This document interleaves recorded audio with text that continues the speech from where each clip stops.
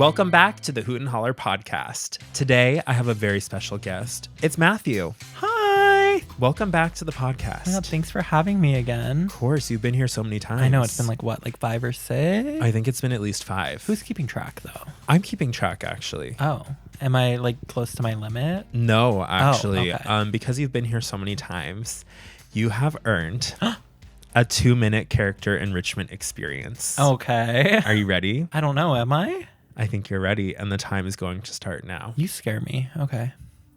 Your Audi is a prize-winning fighter and a passionate lover. Like my Audi?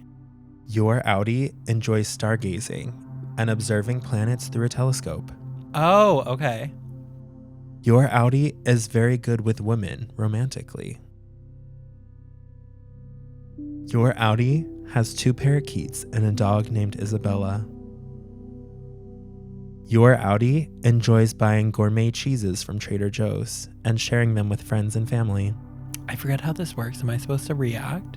Does he react in this scene? You have reached your limit of questions. Oh, sorry. Please sit back and relax and enjoy the experience. Okay. Your experience is over. Okay, you reached your 2-minute Whoa. limit. How do you feel? I feel good. This is this part where, do you have anything of mine that you've stolen from my house? Because in that scene, isn't the candle burning from his basement? What? Really? Yeah. Oh, I never noticed that. When What's Her Nuts? Yeah, that's a big plot point. Wait, are you watching like post? Are you on YouTube watching like? No, babes. Like, how did you notice a candle from his house? It's fresh. When she's going to look for Petey. I feel like spoiler alert. We're talking about Severance, by the way, in case you didn't get the full reference. Spoiler alert. When she goes down to the basement, the main woman, Dee Dee Blanchard. Gemma? No. Oh, Dee Dee Blanchard. Yeah. Patricia Arquette. Yeah. When Dee Dee goes down, I don't know her name in the show still. 5 episodes in. Sorry, I'm late to the party. Oh, she opens that box. And She opens the box candle. and she takes out the candle. It's his wife's candle from like the wife's craft box, Yeah. the dead wife. And when they go downstairs and he's doing that scene, the candle burning next to like the psychiatrist, I don't know what her job is. That beautiful, iconic woman is his wife's candle. Oh, so she's trying to like that. simulate a relaxing smell, I think is what I'm taking from it. Yeah, you haven't reached season 2 yet, so I know there's nothing. a lot you'll learn.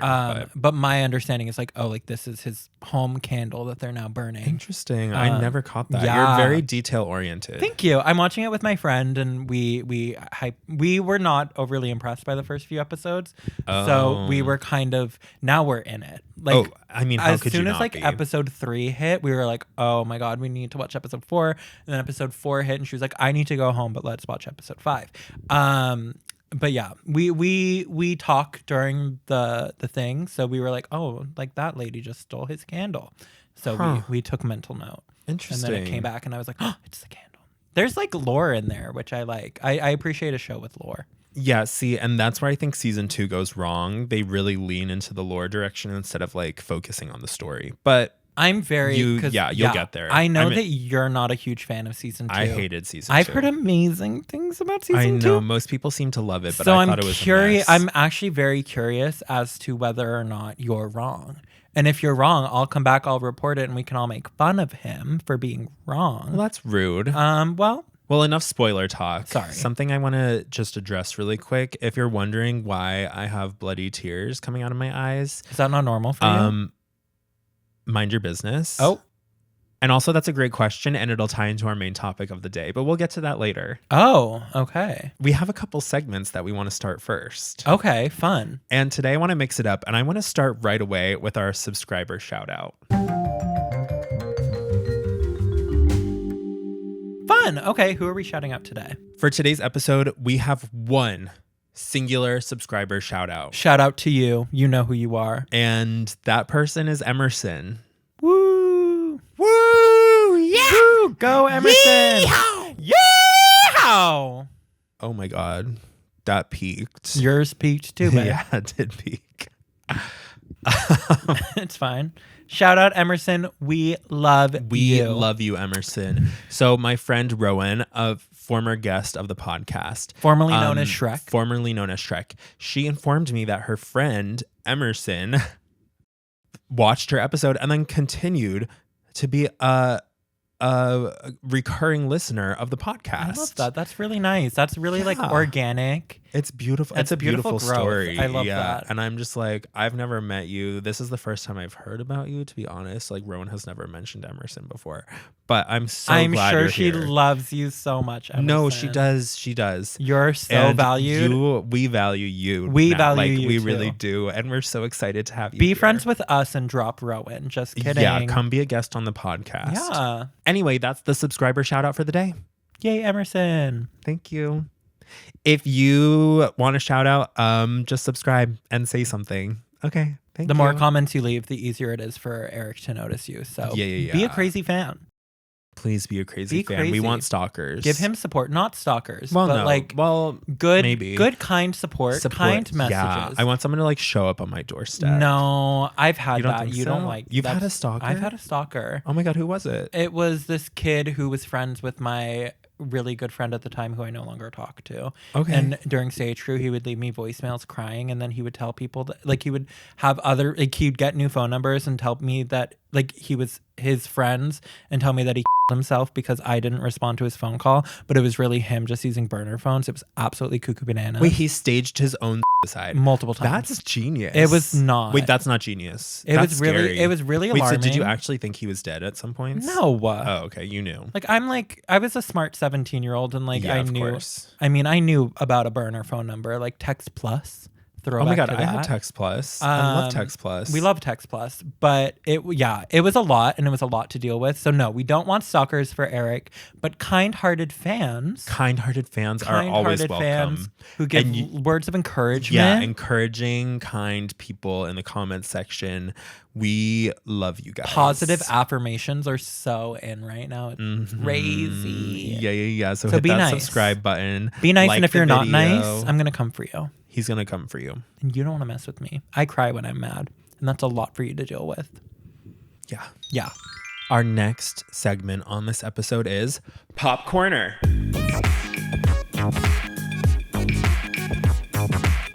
Yay. I don't know what that is, but I'm gonna pretend like I'm happy about it. No, this is a brand new segment. Okay. And eventually I would like for it to be sponsored by the Chip brand Popcorners. But this is where we discuss some pop culture that we've recently consumed. Love. Okay, sure. So I have 3 things I want to talk about today. Okay. The very first one is we recently saw Harry Potter and the Cursed Child at the Hollywood Pantages Theater. Shout out Hollywood Pantages. Shout out to the Hollywood. We love the Pantages. It was an experience. Yeah, for those who don't know, this is a stage play adaptation of a sequel to Harry Potter, basically. Yeah. It involves like all the characters, but the story centers on Harry and Draco's sons. It kind of felt like fan fiction in a weird way. It did. And there was a book, right? Like it's not just the stage adaptation. Well, the book was written by J.K. Rowling. Right. But it was written in play format. So I think she like straight up wrote the play. Okay. Yeah. As far as I know. What were your thoughts on it? Yeah, I want to talk about some plot elements that kind of shocked me. I was a little Should bit we put confused. a spoiler alert for this? Yeah, if you haven't seen Harry Potter and the Cursed Child, please listen because you are going to be shook. Okay. The first thing that shocked me is the revelation that like Voldemort and Bellatrix like be f***ing. Whoa. Yeah, no, that did. I didn't get romantic chemistry from the books or the films. What threw me for a loop first is that, first of all, Voldemort is not a gay man. Because I thought for sure. I thought him and Dumbledore be f***ing. Yes, that's what I thought too. Like what straight wizard is holding their wands like that? He's like, Harry Potter. Wait, that's not how he speaks. No, it's like Harry Potter. Yeah. Come the boy who lived. That's not a straight wizard. I'm sorry. No, it's not. He's so theatric with He's it. so theatrical. It's over the That's top. the word. Second of all, like he doesn't strike me as the kind of man who gives in to like carnal pleasure. Like he's so focused on his mission. I still don't understand his mission, but he doesn't seem like the kind of guy who would stop and take a break and be like, Bellatrix, let's like do the deed. Yeah, that's fair. I also found it surprising that apparently she was pregnant during the big battle scene. Yeah. Was she pregnant during or she had just given birth? I can't remember. In the play, they're like, yeah, the child was born right before the great Right battle at before. Hogwarts. And like I've seen the 8th movie, like Bellatrix be like tromping through cornfields. But you know what? Maybe she's just like one of those lucky women who gets snatched as soon as the baby comes out. Or maybe she just doesn't show. Maybe she had a very flattering dress. I'd have to rewatch and like analyze the We costumes. need to relook. We need to revisit for sure. Because now knowing this context, I am very curious to see, is she showing her baby bump? My money's going to be on no, because I think this was an afterthought. You think so? Yeah. This wasn't planned from the start? I don't believe so. Okay. I think JK said, how can I make more money while everybody hates me? Yeah. Let's write fan fiction and make things that didn't happen. Yeah. And you know what? I agree. Sure. Why not? Sure. It was fun. Like I liked the fact that it was a little fan fiction-y. Me too. It felt very much like I was reading like Wattpad in a weird way. And this was like very much like homoerotically charged a little. 100%. But apparently like the original like is a little less. Oh, you think so? That's what I had been told. Okay. And it seems as though these actors may have just been a little bit more like the way that they played it was a little more. Oh, I thought romantical? it was always JK's intention. But this was like, there was a moment where they were on the stairs and I was like, they're about to kiss. Oh, I thought they did kiss. No, they didn't kiss, but everyone Okay. was hooting and hollering. Yeah. Shout out Hoot and Holler podcast. Shout out to the Hoot and Holler podcast. You guys are great. Y'all are great. They were hooting and hollering like, ooh, they're going to kiss. And they didn't. There was no kiss. Huh. There was no kiss. They played this very nuanced. And I didn't performances know were that. so nuanced. I literally did not know. I like went into this blind. I knew nothing. And I was happily surprised. It was like, yay, representation for me. No, JK loves the gays. It's just there's certain other groups that she does Which not. we support. We support. But- oh my God, 100%. Yeah. So it does kind of leave me like mixed feelings that we saw this and enjoyed I it, because I am agree. going to be honest, like I am a huge fan of the Harry Potter franchise, despite my disagreement with the creators' thoughts and opinions. Yeah. I do agree. Part of me feels as though it was a bit of a moral dilemma for me. In but this day and age, like it's really hard to separate the art and the artist, especially when everyone has such a public platform. Like I'm just thinking about like back in the day when like Sylvia Plath, like no one knew what she was thinking on the daily. I don't know who that is. I think she wrote The Bell Jar. I don't know what that is. Oh, it's a book. That I know, but I don't know anything Or like else. who's that lady that was like secluded and stuff? She was like a famous poet and she like was a hermit. When I think of separating the art from the artist, I think of Michael Jackson. Okay, you're taking this down a different route. Oh, I don't know. I don't know what route we're going down. I think I don't know I'm these saying people. like everyone is so public with their opinions when back in the day, like Sylvia Plath. Okay, maybe she's not a good example. Okay, Shakespeare. He wrote his plays and then they made the plays, but no one knew what he was thinking on the daily. Nowadays, like everyone who's a person is out here on a podcast spilling their every thought to like thousands and thousands of their loyal listeners. But I'm just like, if it's hateful, like maybe don't. No, I know that's so true. Overall, it was a lovely night. And you made a really good TikTok. And I for made a it, really good TikTok. which I think was kind of iconic. It was iconic. It It only was- got 3,000 views, but I feel like that's your second most. it's my second most viewed. It's your second kind of a most big viewed. deal. Now you're kind of famous. but- well, we'll get into that Oh, later. okay, but sorry. yeah. Anyways, The next topic I want to dive into is what I consider the album of 2025 so far. oh, And that is Stella Cole's I Die Where You Begin. it's so good. It's such a It's solid so album. good. To me, I think I don't remember entirely, but I'm pretty sure it's like no skips. Not a single skip on There's the like album. no skips. It was like banger after banger after banger. Like the singles that were released, so good. And then like the filler stuff is also so good. Okay, I want to stop you there. Okay. Because I don't like that perspective, and that's what bothers me about music today, is that I feel like all these artists now are treating the rest of the album as filler Yeah. besides the singles. And I hate that. Like the singles should be great, but they should also be indicative of like the overall come. sound of the album. Absolutely. And I am going to single out Lady Gaga right now because that annoyed me. The album had That really 4 annoyed good me. songs. Yeah, and 3 of them were singles. So Yeah. it just annoyed me because she released these really good songs as singles and they had this like dark, grungy feel. It felt like it beckoned back to her older music, like her Absolutely. original albums. And then the album cover is her like all goth and grungy and dark. And then the album releases and it's like an upbeat, positive disco album. It felt like the Dua Lipa-fication of Lady Yes. Gaga, which I love Dua Lipa, but we already have a Dua Lipa. So we don't need Dua Lipa Gaga. We need Lady Gaga to be her Lady Gaga self. And I feel like usually Lady Gaga is ahead of the trend. Like she did her country album like 5 years before Beyonce did hers. And I just feel like she's usually ahead. And this time I'm like, literally everyone has done disco at this point. Yeah. So it just felt not But right. Stella Cole's album, I feel like it does have some like a little almost disco-y parts, but it's done in a way that's like innovative. And her singles were great. Her singles were great. Candyland.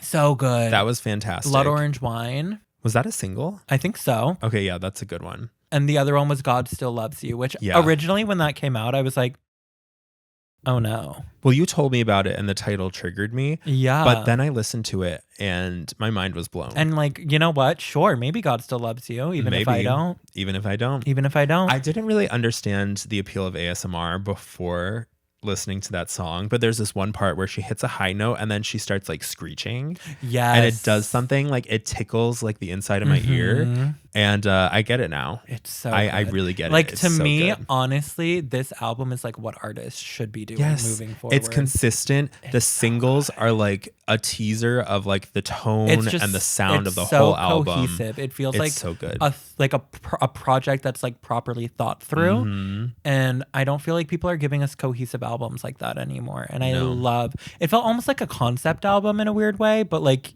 in the fact that it was so I cohesive. think that's sad. Like a good album is now considered like a concept. Yeah, no, that's like so I think it's true. just a good album. Yeah. With good songs. Yeah. And like they didn't just throw all their resources out like 3 singles and then throw their hands up. I and agree. Say, and I hope that this like launches her into if stardom. you're sleeping on Stella Cole, don't don't sleep on her. She's so good. I'm wary though because I had the same thought about Ali X. I think her most recent album was like one of the greatest pieces Girl with of No Face? musical art I've ever heard. Yeah. Okay. And I really thought that was going to launch her into like the public consciousness and like maybe get her a Grammy nomination or something. Yeah. But no, she's still like a complete nobody. So Is she a complete nobody? I feel like she's she a gets complete like at nobody. least a few 100,000 monthly Spotify streamers, which I'm like, as much as it doesn't seem like a lot when you're looking at like Tate McRae has 49.5 million a month, which is crazy. Yeah. But it's like, you know what? Like you can make a living off of, I'm sure she makes a living. Like she does performances and she has like a mini tour, but she's not like known. She's not as big I as she wouldn't say should be. And because you brought her up, I do want to touch on Tate McRae really fast. Okay. In our episode, I think it was 14 about fake pop stars, I think I proposed or I put out like a challenge. I said, whoever is going to be the next pop princess, rise up. And I thought that was going to be Tate McRae because again, thought it was her gonna be. 3 singles were like the most incredible music that's been released in like probably years. And then the album flopped. Like, I will say I don't think it flopped. I looked yesterday on Spotify. Again, she has 49.5 million streams. She's like up there on like the top 100 artists in the world. I think it flopped for me personally. that's what I meant. Like it may have done, but I think it tickled but- other people's fancies. interesting. Which I found it so boring. I loved it for a sec, and then I found other things to care about. yeah. And I like when an album makes me feel like, okay, this is the only thing I'm going to listen to for the next Yes. 6 years. And tying it all together, these Tate McRae, Lady Gaga, and Stella Cole, all those albums came out within like a month maybe or 2 months. And Stella Cole is the only one that I'm like regularly listening to. And I listen to that album front to back. Yeah, no, I agree. I love an album that you can just like replay straight through over and over. That just, to me, it's indicative of like a powerful product, 100%. which I love. Okay, last but not least, Okay. the last thing I want to touch on is something you may not have seen yet. So I'm going to get your honest reaction. I'm excited but scared a little. The Megan 2.0 trailer dropped. Did it? The official trailer. Okay. We got a teaser before. Yeah, and that Did didn't not look great. love the teaser. The trailer, okay, this might shock you. It looks good? Well, it looks good, and it's an action movie. She's a superhero, basically. You're kidding. I'm not kidding. Wait.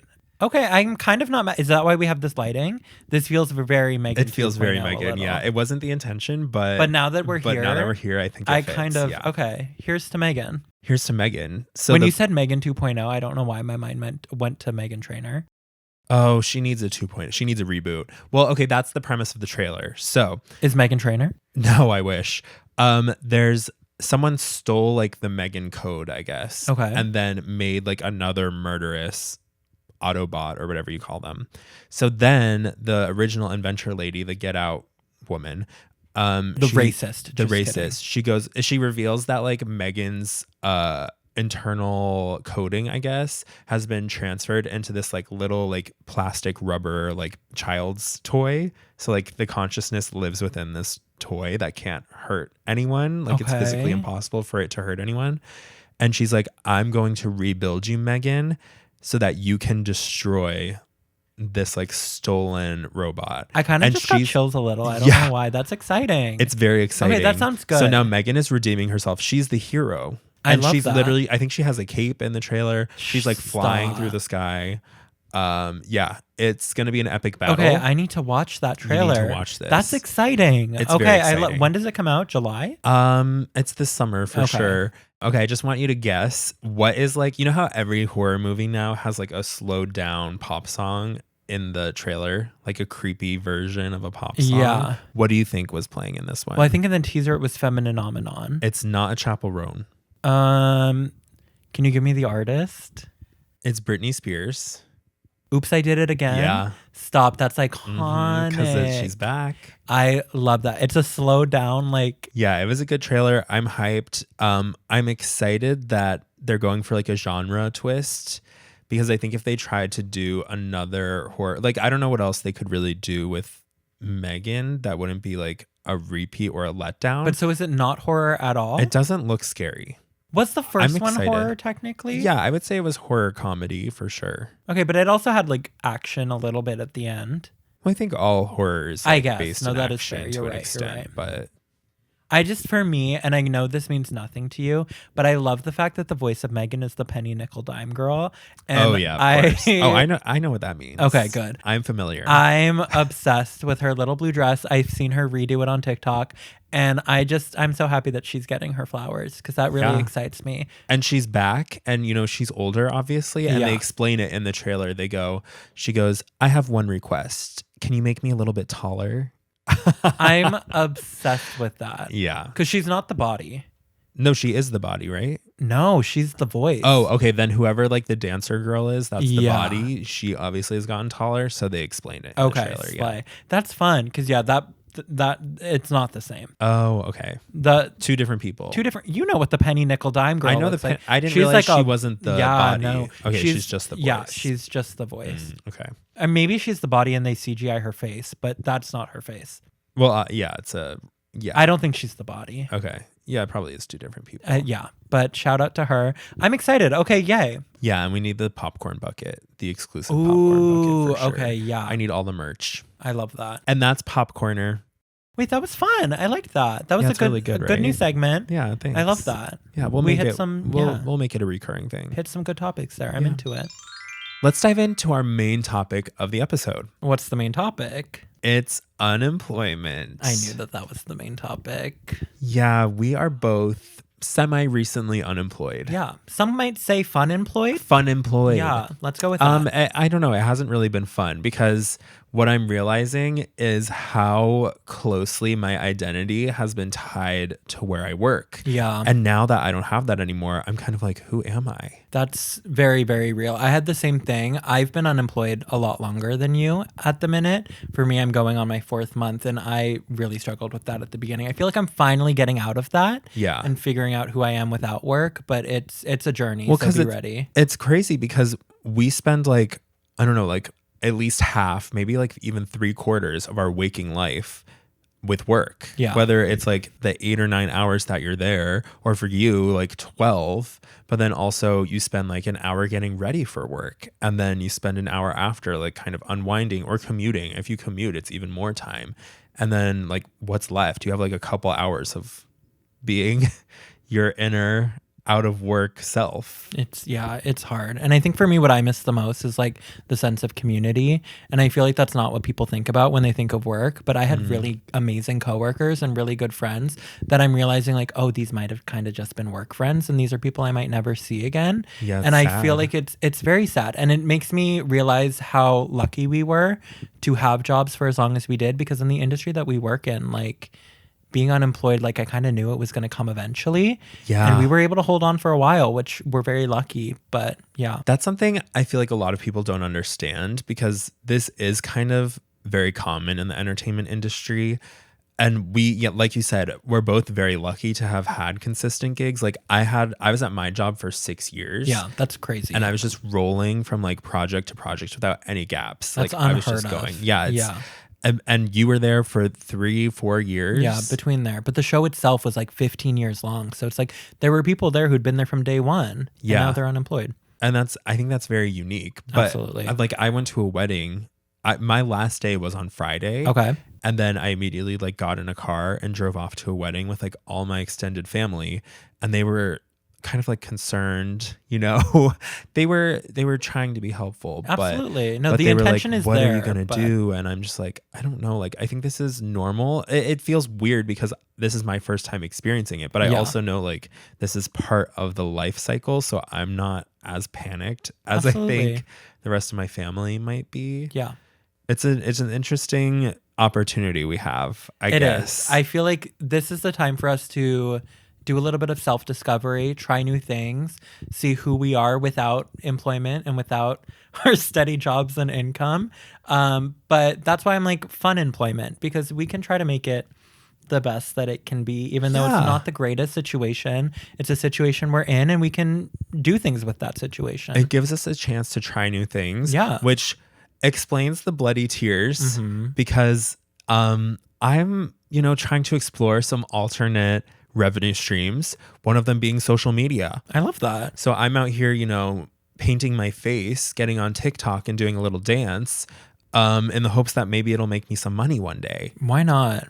Having no job has really given me some time to paint my face and to like explore your creativity, which I think that's like the huge thing. And I think that's why I admire you, in the sense that like for real, you are using this time to explore other creative avenues and like really just like nurture that creative side in you, which is, I think, amazing. For me, like when I first became unemployed, like I kind of became a bit of a hermit for a little and just like shut myself in and didn't do anything. So I applaud you for but I applaud you it. too, because while I like kind of go into myself and find my inner creativity, you've done the opposite, where you are like the networking king. And that's where I feel like my downfall is in the entertainment industry, because it's so reliant on networking and like you being a socially outgoing person. And like, surprise, surprise, I'm not like super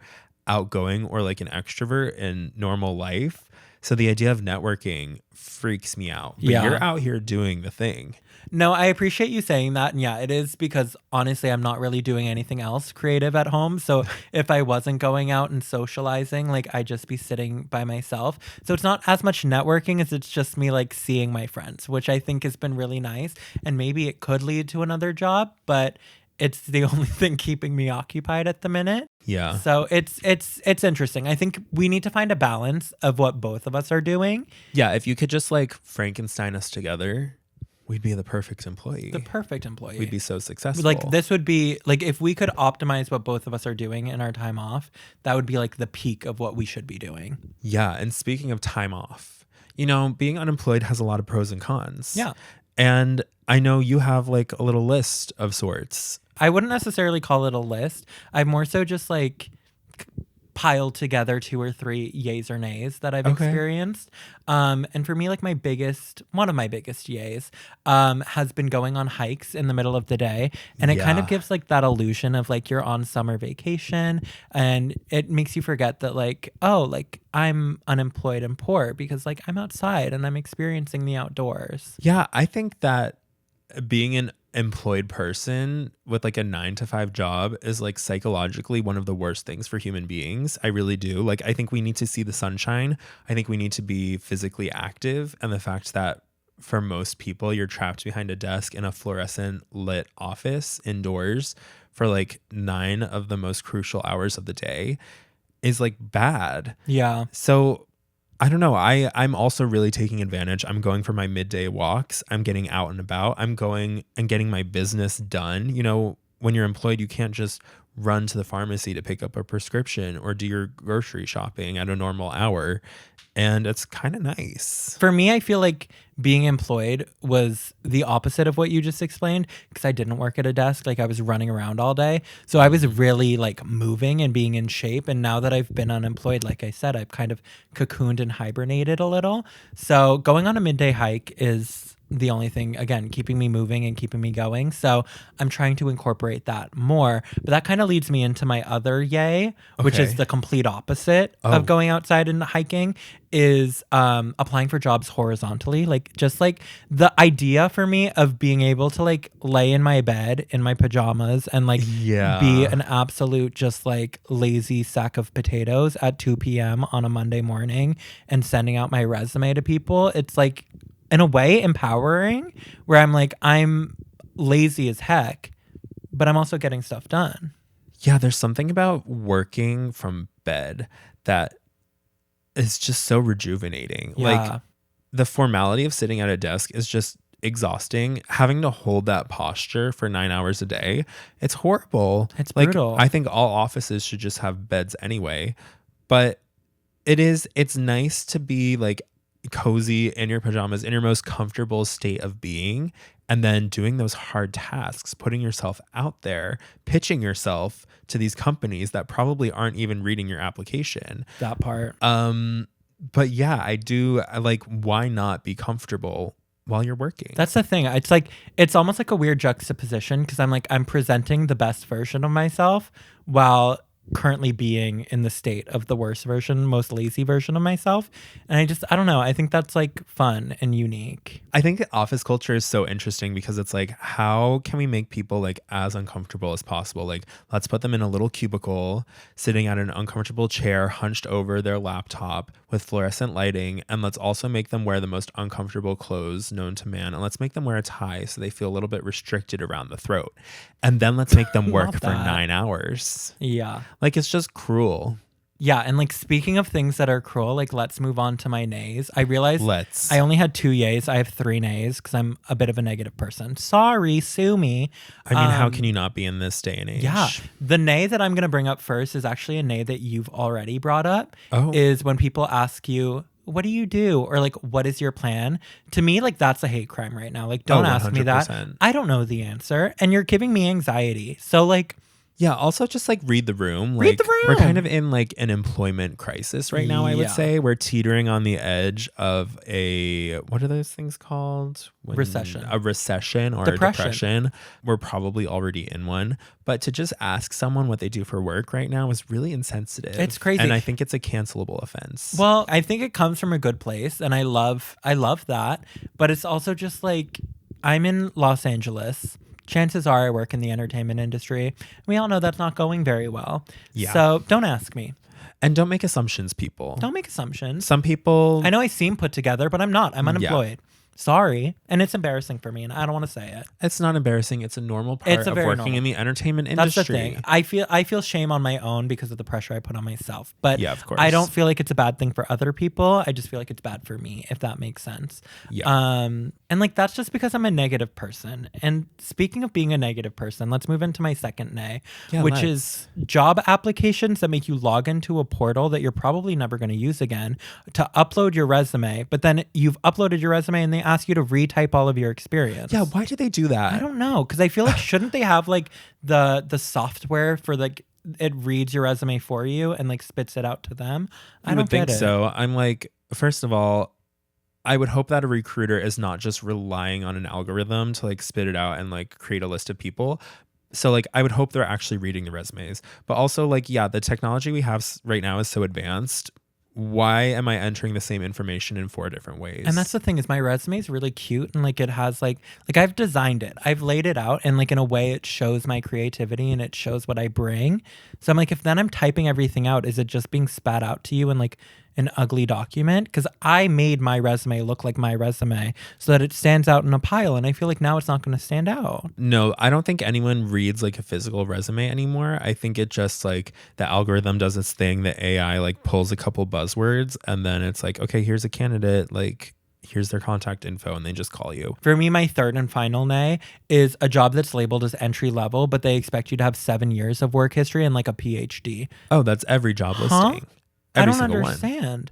And it's like, you need to have 7 years of this specific thing. And I'm like, I have experience doing that in other mediums, and I can learn, and I'm, you know, a well-rounded human being.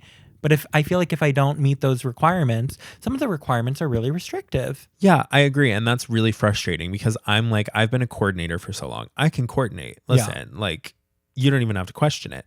But if I want to coordinate maybe marketing instead of animation, or if I want to coordinate consumer insights or anything else, it's suddenly like a huge roadblock, and I need 7 years of specifically doing marketing coordinating. Yeah. And I'm confident that I could go in and I could shine as a marketing coordinator. I just don't think I'll ever be given the chance. I think for me too, the way that I interpret it, like if I were doing the hiring, I feel like a candidate who has like the foundation but doesn't necessarily have all of the required skills already is almost more attractive, because then you can like mold them and shape them into the perfect employee that you need. Whereas like if I come in and I already have all of this experience doing the same job somewhere else, maybe I don't do it the same way that you want me to, but I have that stuck in my brain. So I don't know. I think it's important to have a foundation, but I think having specific like guidelines of like, you need to have this amount of experience doing this specific thing can almost be like detrimental to the hiring process. I want to be molded. I want you to form me into like your perfect little employee who you can just like push around and like make me do things. That's my dream. Like just hire me, please, and pay me money, and I'll do whatever you want. Like really, I will.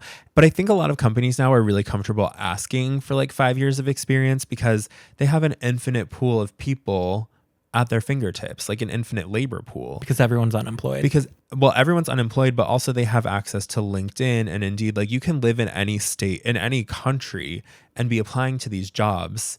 So they're not relying on just like Joe Schmo from their local city to fill this position. So now they can ask for pretty much whatever they want, and there will be someone out in the world that meets those requirements. Absolutely. So I think they're a lot less incentivized to take someone like me who wants to do a career shift, and instead they're just going to keep looking for like the perfect person to fit this role. And I think that's bad for the labor market. I don't disagree. I think that's why, though, honestly, like eventually we will find jobs for sure. But that's why like this time that we have right now is so important. If you're doing creative things, you're bettering yourself. I think in the grand scheme of the world, it's going to make you a more well-rounded person. So I don't know. Yeah. Hats off to you for doing your makeup today. Hats off for Thanks. you for doing the TikToks. I don't know. I respect trying. it. I think that that's really the moral of this story is we might be unemployed and it's unfortunate, but make the best of it. It's time for everyone's favorite part of the podcast, the Hoot and Holler. Woohoo! Yeah, for those of you who don't know, the Hoot is something that you love and you want to share with the Hoot and Holler community. And the Holler is something that you really hate. And you want to tell everyone, stay away from this thing or this person or this object or this idea because it ruins lives and it's horrible for everyone in the Hoot and Holler community. I don't feel like my holler is that intense today, but I love the energy. Okay, yeah, that's the energy we're bringing into 2025. Hateful. Even though we're already halfway through. I know, crazy. Time flies. How about you start us off with your Hoot? Okay, so my Hoot today is a little bit controversial, and I'm a little bit not nervous, but I guess intrigued at how you're going to react to it. Okay. My Hoot is TV spoilers. I personally love when either somebody, Wait, this is your Hoot? This is my Hoot. I don't necessarily love when somebody else spoils it for me, but I like spoiling stuff for myself, like Googling things while I'm like mid-season. Oh. It just makes me feel so excited.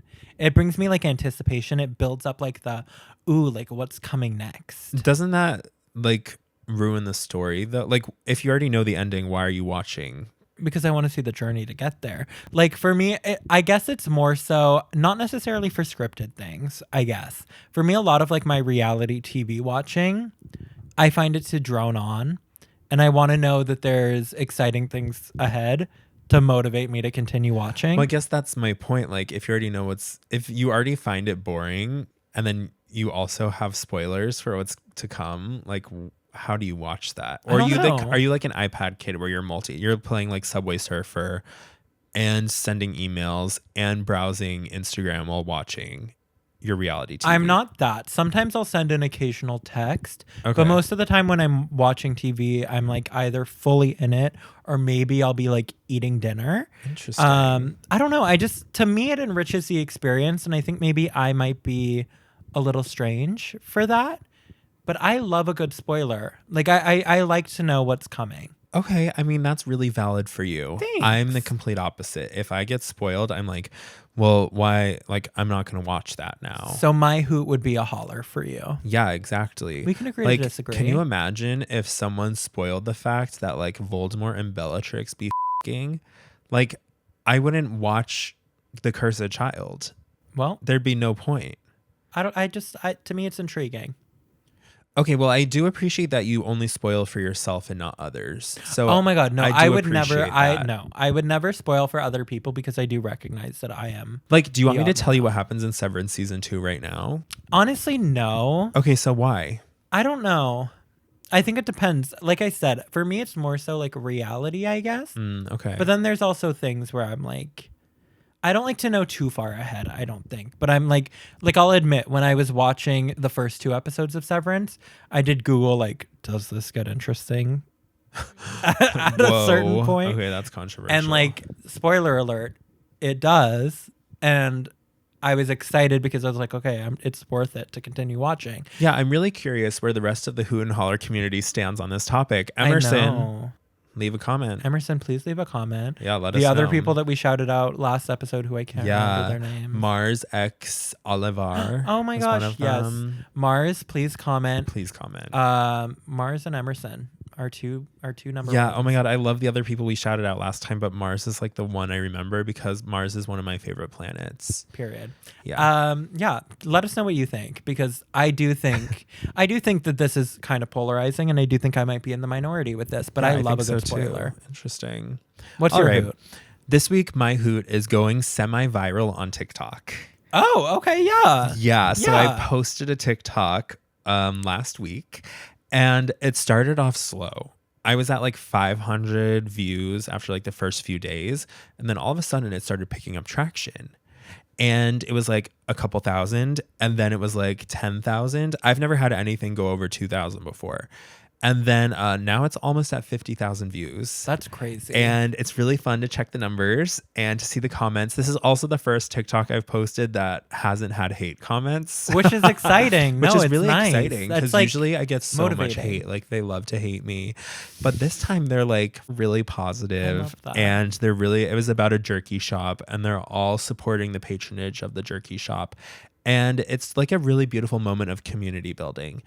And I highly recommend everyone try to go viral on TikTok at least once in your life. Yeah, it's good. Like, what's the word? Validation. It's so validating. Really good validation. And I think as long as people are being nice, like, it's uplifting. And I'm here for that. I like building people up. I don't think tearing people down is in. I agree. I only leave positive comments, or I leave no comments at all. But I'm not going to be out here leaving hate. Why do that? I agree. So it's really fun. I love checking the numbers. It's becoming a bit toxic because I'm like, every time I go on, I like want it to keep growing more. And I know eventually it'll slow down and I'll be very disappointed. And then I'm going to have to release another video, and then I'm going to hope that it goes viral. And then when it doesn't, I'm going to be really disappointed. But for now, I'm just riding that high. Good. And it's so fun. Okay, how about we move on to your holler? Okay. So my holler today is, again, kind of loose. It's like a bit more friendly. For me, my holler is being the only person that's keeping my family group chat alive. And I mean that in the nicest way. I feel like I love my family and I want them to interact more with what I'm sending because I'm sending them like curated content. I'm hilarious and they're not acknowledging that. And that's rude. Oh, okay. See, you are the problem, I think, in my opinion. Okay. Yeah, because when you say keeping the group chat alive, like when I think of like alive, I think of conversation. I think of debate. I think of juicy controversy or spilling tea. But I don't think like just dropping a random TikTok in the group chat is necessarily keeping the group chat alive. I don't disagree and I get what you're saying, but oftentimes I'm not dropping something like irrelevant and just like, look at this like fluffy dog. Like I'm dropping something that we can have a dialogue over. Like interesting. And I'm intrigued as to why nobody's participating. Well, I can explain. Okay. Because I'm on the opposite side of this where I personally view like dropping social media content into the group chat as like a group chat killer. Personally. Guilty. Because then it's like when you're watching a video, you kind of need to be in a specific scenario. One, you need to be alone because you never know what's going to be on that screen. You probably need to be somewhere where you can play your volume out loud because you want to be able to hear the content. And like 90% of the time when I get a text message and it's a TikTok or something, I'm not in the right scenario to be opening That's that. fair. Then the message is opened, the notification dot disappears. I'm never going to revisit that post ever again. The conversation's dead. Where if you just send me like a simple text, I can respond in pretty much any situation. That's fair. No, I do get that. So my recommendation to you would be maybe try asking an interesting question to really spark conversation. Maybe you can say, what's your favorite color? Or what's your favorite animal? Or what fruit do I identify with? And that will really get the group chat kicking. Interesting. Yeah. I feel like I save the interesting stuff for the phone though. Because I do call my family pretty frequently. So I guess to me, I get like, I don't know. I don't know. It's a bit of a dilemma because is there really a need for the family group chat? No. Because I call everyone. Of course. No, but I'm constantly talking to them. But I'm just like, so to me, I'm like, the interesting stuff. What's your favorite color? How was your day? You know, I've already talked about that. So now I'm like, let me send you this random thing and like, let's discuss. You know, I feel like the group chat's more for the fun stuff. And like the phone is for the more serious, in-depth conversations. Okay, sure. I just wish you would acknowledge me a little bit more. Give me words of affirmation in the group chat. Tell me I'm pretty. And that for the audio listeners only, he's addressing his family in that moment. I am, yes. Yeah. What's your holler? My holler this week is when you sign up for like a new account or service and you have to set up security questions and the questions are like hyper specific and I can't answer them. Ooh, yeah, that's very fair. It's very upsetting. And the one that bothers me the most is it'll be like, what's your hometown? Or like, what city were you born in? And I think that's a really privileged question to ask because first of all, not all of us are born in cities. And I know this is not a unique experience, but like I was born in the back of a taxi. And when you're going 60 miles per hour, you don't know what city you're in. Like, let's be honest, you could be anywhere. It's kind of like being in international waters. 100%. In a sense. Yeah. And it's also, yeah. I'm following. It's almost like a Schrodinger's cat situation where it's like you're in the back of a taxi. Most of the time, it's like highly tinted. To the outside world, are you born or are you not born? You know what I mean? Until they open up that taxi door. Do you exist? Do you even exist? That's really existential.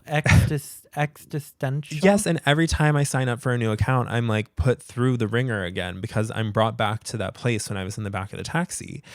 And I'm like, can't you just ask something simple like, what's your favorite color? I feel like that is an option. You can change the option. No, it's always like, what's your mother's maiden name? Which I always choose as security question 1 because that's easy and it has a straightforward answer. And then it's always, what city were you born in? For me, like on a serious note about that, sorry. I am serious about this because I think a lot of these questions are insensitive. What if you don't have a mother? What if you have 2 fathers? Well, no, that's fair. No, that is fair. For me, though, what I struggle with is capitalization on those. Does it matter? Because I've always wondered I'm like, that. if I capitalize something and then they ask me the question and I don't capitalize it, is it wrong? Uh-huh. I don't I get hate it. this. Everything about the security questions is wrong. That maybe Like, that's just just my Holler in general. Because then it'll be like another one that I see frequently is like, what was your childhood or what was your dream job as a child? I'm like, I had 7,000. Well, I had a bunch, but also I'm like, okay, I wanted to be an artist. But then did I say artist? Did I say painter? Did I say painting? Like there's so many things I could have said that all would have been valid and they probably would not be as successful. That's the thing. venture. I'm much more pro two-factor authentication than I am security question. I agree. Send me a text code. I'm not mad at that. I'm not mad Make about me that. do Face ID with like the pass key. Yeah. Fine with that. Make me do a little finger scan, an eyeball scan, 100%. anything. Yeah. But ask me what I thought 10 years ago. 9 times out of 10, these security questions come up because I made this account years ago and I don't remember anything. My brain when I was 16 is not the same as my brain when I was 25. I don't know how I answered this question. Yeah. And then I have to tap into my past mind and I don't want to do that. Literally, the questions are always so confusing too because it'll be like, what was your first pet? And I'm like, okay, that has a lot of layers. Is it like my first pet as a child, like my parents' pet? Was it my first pet as an adult who owned and adopted this pet on my very own? Do fish count? That's yeah. I don't know what mindset I was in when I answered that question the first time. And unless you're providing me a lot of context, I'm not going to answer the same way. I'm just not. Yeah, that's so true. Because for me, I'm like, first pet, I had a bunch of fish. They weren't relevant to my life. No, do you even remember their names? I think one of them was Goldie. Okay, and again, if you made that 10 years ago when Goldie was fresh in your mind, you probably would have put Goldie. Yeah. 10 years later, you don't even remember that fish's name. I don't remember Goldie. I don't remember anything about Goldie. Yeah. Yeah, no, that's very fair. I respect that, Holler. I think... Thank you. Again, I am advocating for two-factor authentication. Yeah, and for anyone out there who was also born in the back of a taxi, like, I'm here for you. And I want you to know that setting up those security questions, it does bring me back to a hard place as well. And I really hope that you guys feel okay and that you feel supported in this moment that someone relates to you, because us taxi gang have to stick together. So that was powerful. Thank you. I'm honored to be a part I want to of this wipe moment. my eyes, but I am crying blood also in addition to these tears. That is very fair. It's okay. Yeah. Well, all right. All right. Well, thank you, Matthew, for coming and being a guest once again on the Hoot and Holler podcast. It's my honor. Thank you for having me. It's been a pleasure having you here and hearing your thoughts on unemployment, on Chapel Roan, and most of all, on taxi berths. We'll have to have you again real soon. I hope so. That'd be lovely. Yeah. Yeah. Well, I don't know about you, but I have to go. I gotta go too. Wait, you gotta go? We gotta go? Okay, we gotta go. We gotta go. We gotta Sorry, go. But bye. Bye.